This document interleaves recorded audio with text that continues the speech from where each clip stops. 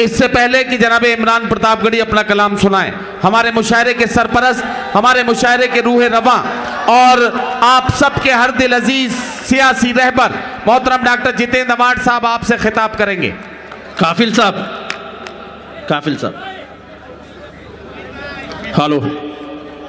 बस वो लंबी चौड़ी तकरीर तो नहीं करूंगा क्योंकि शासन हमारा नहीं, पुलिस भी हमारी नहीं है और वक्त भी कम है। मैं इस आदमी का 2 मिनट मुझे आपको मालूम है कौन है? वे वो शख्स है जिसको अजय कुमार बिष्ट, जिसको दुनिया योगी आदित्यनाथ के नाम से जानते हैं, बिना इसके कसूर के कितने दिन जेल में रहे थे आप? 9 महीने जेल में रहे। कसूर क्या था? तो वो ये बच्चों की जान बचाना चाहता था। आजकल एक फैशन हो गया है, नामकरण विधि का एक फैशन हो गया है।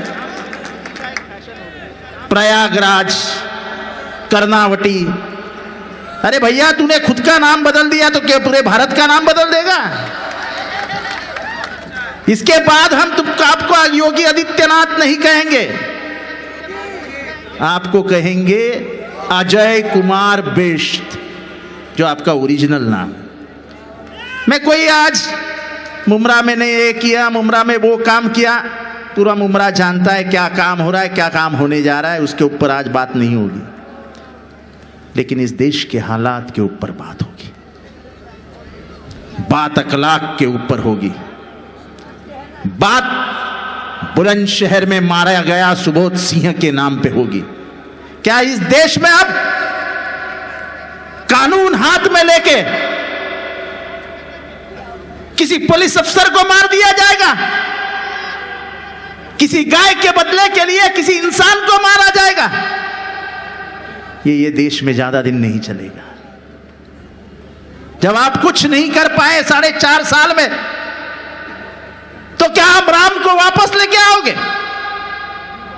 फिर से इस देश की दिशा बदलोगे? ये ना हो पाएगा। जिस तरीके से सुप्रीम कोर्ट में दखलंदाजी की जा रही है, जिस तरीके से सीबीआई में दखलंदाजी की जा रही है, जिस तरीके से आरबीआई से उर्जित पटेल हट गए, भाइयों और बहनों, आज अगर नींद से हम नहीं जागे तो ये देश हमारे हाथ से चला जाएगा।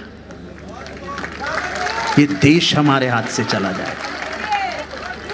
और जैसे हमारे शायर ने कहा था, अरे क्या करोगे, सिर्फ डराओगे? सिर्फ डराओगे? अरे मरने से कौन डरता है? मरने से कोई नहीं डरता है। बात मैं मेरी खुद की कह रहा हूं।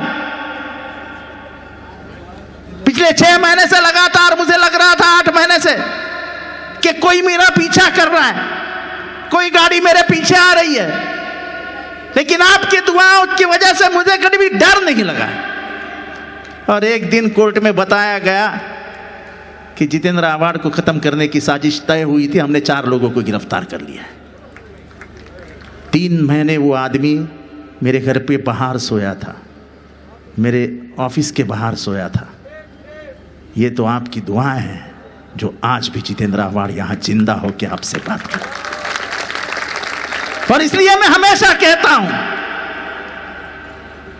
न जाने कौन दुआओं में याद करता है मुझे, न जाने कौन दुआओं में याद करता है मुझे। जब भी डूब जाता हूं दरिया उछाल देता है मुझे। ये आपकी दुआएं हैं। शमीम भाई, आज जितने लोग यहां पे बैठे हैं, मैंने कभी जिंदगी में इतने लोग यहां पे बैठे हुए नहीं देखे थे। ये हमारे मुशायरे की कामयाबी है। अब इमरान भाई, लोग इसको नौटंकी कहते हैं, लोग ये भी कहते हैं कि आमदार येड़ा है, येड़ा। अब येड़े को देखने के लिए 30,000 लोग आते हैं, ये भी क्या कम है?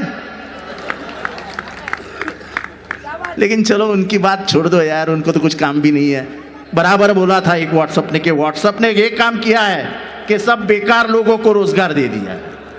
हमारे इधर भी बहुत सारे बेकार हैं जो रोज अपने रात के 3 बजे तक चलाते रहते हैं।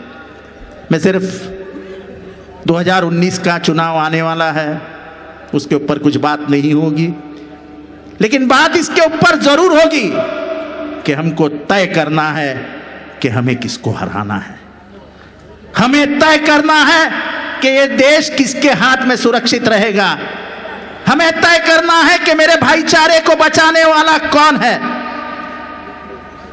हमें तय करना है कि अखलाक के हत्यारों को शासन मिलेगा कि नहीं मिलेगा।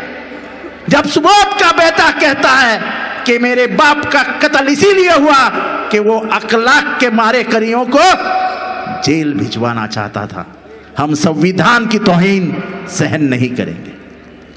और इसलिए मैं सिर्फ एक ही कहूंगा कि यहां से आवाज जाने दो, पूरे देश को आवाज जाने दो कि हम सब एक हैं, एक होके लड़ेंगे। ध्यान में रखना, बुचकाने वाले बातें बहुत आएंगी, ध्यान में रखना ये मेरी बात। आने वाले 8 महीने में आपको उचकाने वाली, आपके जज्बातों को हाथ में डालने वाली, बिल्कुल दिमाग को खराब करने वाली बातें आएंगी। शांत रहिए, नो रिएक्शन, कोई जज्बाती रिएक्शन मत देना, क्योंकि हमें पता है हमारा दुश्मन कौन है। हमारा वो दुश्मन नहीं है, वो इस देश की एकता, एक जाति का दुश्मन है जिसे हमें खत्म करना है, उसके विचारों को खत्म करना है। वो चाहे जिंदा रहे न रहे, उससे हमें कुछ नहीं लेना देना। हमको उसकी विचारधारा से मुक्ति चाहिए। जिसने राफेल में पूरे देश को बेच दिया, जिसने सीबीआई को विकलांग कर दिया, जिसको सुप्रीम कोर्ट के न्यायाधीश को बाहर आके बोलना पड़ा कि सुप्रीम कोर्ट में सब कुछ अलबेल नहीं है, उनके शासन में यह देश सुरक्षित नहीं है। और इसलिए मैं आपसे एक ही बात कहना चाहता हूं कि मैं कहूंगा चौकीदार, आप क्या कहेंगे? और ये बिल्कुल शांत रह के नहीं करेंगे, सब अपनी जगह पे खड़े रह के कहेंगे और पूरी दुनिया देखेगी। सब लोग अपने जगह पे खड़े हो जाइए, अपने जगह पे खड़े हो जाएंगे, कोई बैठेगा नहीं। पूरे दुनिया को समझने दो कि लोगों के दिल में क्या है। सब खड़े हो जाइए, सब बिल्कुल हाथ उठा करके कहिए चौकीदार, चौकीदार, चौकीदार। दुआओं में याद रखना। खुदा हाफिज। बहुत शुक्रिया मोहतरम। अस्सलाम वालेकुम वरहमतुल्लाहि वबरकातुहू। शेर के एक अपनी कहानी कहने से पहले, बैठ जाओ सब लोग। अपनी कहानी कहने के पहले एक शेर मैं भी कहना चाहूंगा। हाँ। जो गुलजार साहब ने 11 अगस्त 2017 को कहा था। हाँ। फूल देखे हैं बहुत जनाजों पे, फूल देखे हैं बहुत जनाजों पे, आज गोरखपुर में फूलों का जनाजा देखा। वाह। हाँ बस। आज भी वो रात याद है जब हर आधे एक घंटे पे बच्चों की मौत हो रही थी और हम लोग एक जंग की तरह उन बच्चों को बचाने में लगे हुए थे। 48 घंटे हम लोग बिना खाए पिए हर एक बच्चे को बचाने में लगे थे, फिर भी 70 बच्चे मर गए। 400 बच्चे थे, 70 बच्चों ने जिंदगी गंवा दी। क्यों? क्योंकि लखनऊ में बैठे हुए जो सरकार चला रहे थे, उन्होंने 70 लाख रुपए सप्लायर को नहीं दिए थे। अगले दिन 13 तारीख को जब योगी जी आते हैं, तब बोलते हैं कौन है डॉक्टर कफील? और तू है डॉक्टर कफील, तू सिलेंडर लाया था, तू सिलेंडर लाके सोचता है तू हीरो बन जाएगा, देखता हूं तुझे। जो गोरखपुर से या यूपी से होंगे उनको पता होगा कि तू और आपका क्या मतलब होता है। डॉक्टर साहब, क्या गलती की थी मैंने, क्या गलती की थी मैंने उन बच्चों को बचाने की? 9 महीने जेल रखा, मेरे भाई को वहां गोली मारी जहां योगी आदित्यनाथ खुद मौजूद थे, 500 मीटर की दूरी पे। भाई डॉक्टर साहब, मजबूरी है पाबंदियों की। पाबंदियों की मजबूरी है डॉक्टर साहब, वरना सब आपको सुनना चाहते हैं। बस क्या करें आप लेकिन? सबका दुआ चाहिए। इतना समझ लीजिए कि जख्म इतने गहरे हो गए कि मरहम हो गए। वाह, लड़ाई बहुत लंबी है और आप सबका बहुत साथ चाहिए, टाइम नहीं है। लास्ट बात यही कहना